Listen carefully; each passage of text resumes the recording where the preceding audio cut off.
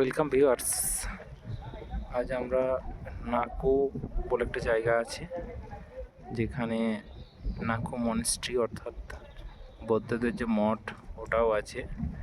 আর এখানে আমরা দেখতে পাচ্ছি যে পাহাড়ের চূড়া, আমি একটু জুম করার চেষ্টা করব। পাহাড়ের চূড়াতে দেখুন বরফের ছায়া আছে ওইখানটাতে, আর এটা একদম ইভিনিং ভিউ। এই সময় হচ্ছে এখানে 7টা 20।